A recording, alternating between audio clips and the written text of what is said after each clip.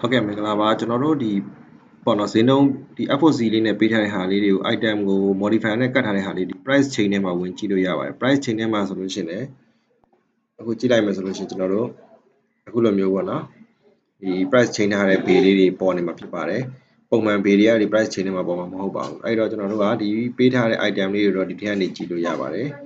နောက်တစ်နည်းကတော့ကျွန်တော်တို့ order detail တွေကိုသွားတာပေါ့နော် order detail ထဲမှာexport ဆိုတာလေးရှိပါတယ် export ဆိုတဲ့ဟာလေးကို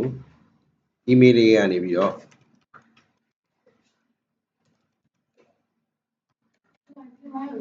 ပို့လိုက်မှာဖြစ်ပါတယ်ခင်ဗျာ email နဲ့ပို့လိုက်ပြီဆိုလို့ရှိရင်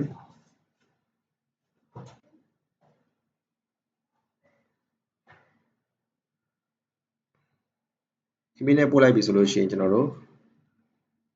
file လေးရောက်လာပါမယ်အဲ့ file လေးကျွန်တော် download ချလိုက်မယ်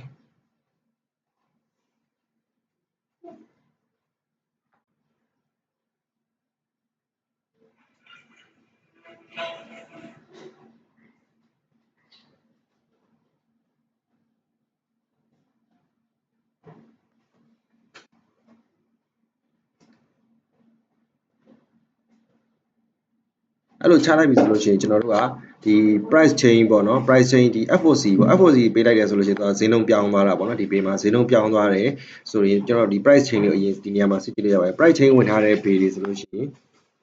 အခုဒီ2 pay ဆိုတာ price chain ဝင်ထားတာပေါ့နော်အဲ့ price chain ဝင်ထားတဲ့ pay 2 pay ထဲမှာဆိုရင် item လေးတွေစစ်ကြည့်လို့ရပါတယ်ဒီမှာဆိုရင် coconut rice က FOC ပေးထားတာပေါ့နော်ဒီ pay မှာဆိုရင်ဘဲပေါင်းက FOC ပေးထားတာဖြစ်ပါတယ်ခင်ဗျဟုတ်အဲ့တော့ကျွန်တော်တို့ modify နဲ့ကတ်ထားတဲ့ modify နဲ့ကတ်ထားတယ်ပေါ့နော် FOC ပေးထားတဲ့အရာလေးတွေကိုဒီနီလန်လေးနှစ်ခုနဲ့တော့ကြည့်ရှုလို့ရပါတယ်ခင်ဗျာ